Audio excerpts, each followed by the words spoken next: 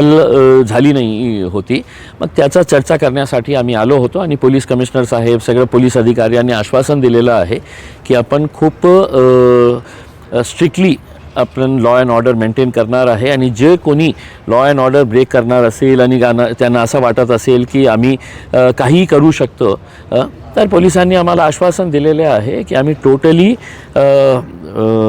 यांच्यावर स्ट्रिक्ट कारवाई करणार आहे. तुम्ही मोर्चा काढणार असं काल रात्री म्हटले होते. माझा थोडासा रोष होता, पण आता पोलीस अधिकाऱ्यांसोबत चर्चा झाल्यानंतर मला काही असं पोलिसांच्या विरोधात जायचं नाही आहे. जे काही लॅक्युनाज जे काही लॅप्सेस झाले होते ते मला पोलीस कमिशनर साहेबांना सांगायचं होतं. मी सांगितलं आणि त्यांनी मला आश्वासन दिलेलं आहे की त्याच्यावरही आम्ही कठोर कारवाई करणार आहे. तर आम्हाला इलेक्शन लढायचं आहे, आम्हाला पोलिसांच्या विरोधात जायचं काही कारण नाही आहे. पण जे लॅप्सेस आहे पोलीस कमिशनर साहेबांनी सांगितलं की तुम्ही आम्हाला सांगा की कुठे कुठे आमची काही त्रुटी झाली असेल, काही लॅप्सेस झालं असेल तर ते तुम्ही सांगा. आम्ही सविस्तर चर्चा केली आणि सगळे अधिकारी तिथे उपस्थित होते. सगळ्यांनी आश्वासन दिलेलं आहे की आम्ही खूप स्ट्रिक्टली जे कोणी क्रिमिनल एलिमेंट्स असतील या शहरामध्ये, ज्यांना शहराचं वातावरण खराब करायचं आहे, त्यांच्या विरोधात स्ट्रिक्ट कारवाई ते करणार आहे. नाही, जे माझ्या गाडीवर जे हल्ला चढवण्यात आला होता ते FIR मध्ये नोंदच नाही झाली होती त्याची. म्हणून आम्ही काल सिटी चौक पोलीस स्टेशनला गेलो होतो. तर आम्हाला असं सांगण्यात आलेलं होतं की ते एजन्सीच्या मध्ये जे घटना घडली होती ते FIR मध्येही आपण ते कंटिन्यू करायला पाहिजे होतं. तर माझा आक्षेप हे होता ते कधी करणार. जे आरोपी आहे त्यांना तर बेड मिळालेला आहे कोर्टाला. तर आता तुम्ही हे ॲड करणार आहे याचा अर्थ हे आहे की 2 दिवस पूर्वी आपल्याला माहीत नाही होतं का की असा हल्ला सगळ्या मीडिया चॅनल्सवर सगळ्या न्यूजपेपर्सवर होतं. मग त्याच्या बाबतीत काही का कारवाई करण्यात आली नाही होती. म्हणून आम्ही ते पोलिसांसमक्ष हे जे बाब आहे ते आणलं. स्वतंत्र गुन्हा दाखल करताय त्यामध्ये नाही, मला हे महत्त्वाचं नाही आहे की त्यांचा लीगल प्रोसेस काय आहे. फक्त जे दोषी लोक आहे त्यांच्यावर तुम्ही कारवाई करणार आहे का नाही. तुम्ही तेच FIR ठेवायचं असेल तर तेच FIR ठेवा.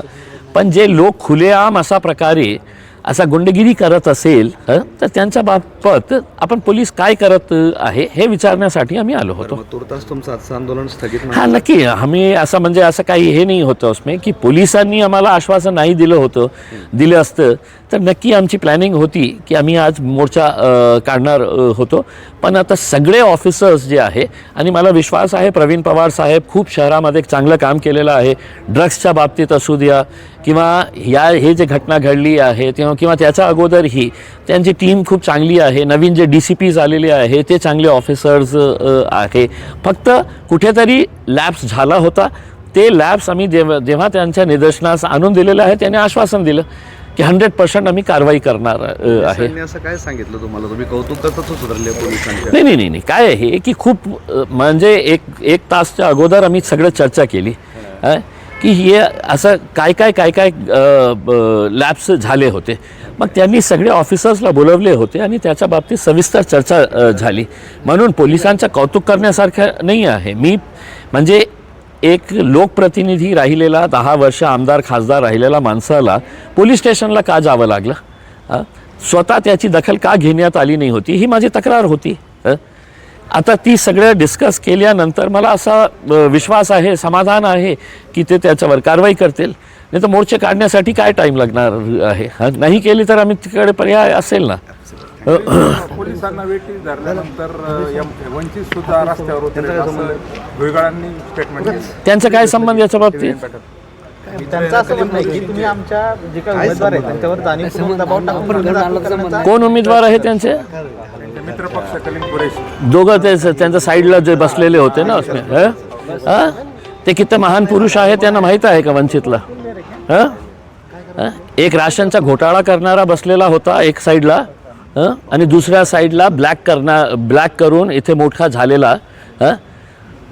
त्यांचं काय देणं घेणं आहे. माझी तक्रार पोलिसांच्या विरोधात होती आणि तुम्हाला काढायचं असेल तर काढा तुम्ही मोर्चा. आम्हाला कशाला. आम्ही तुमच्या विरोधात काही बोललो नाही उसमें.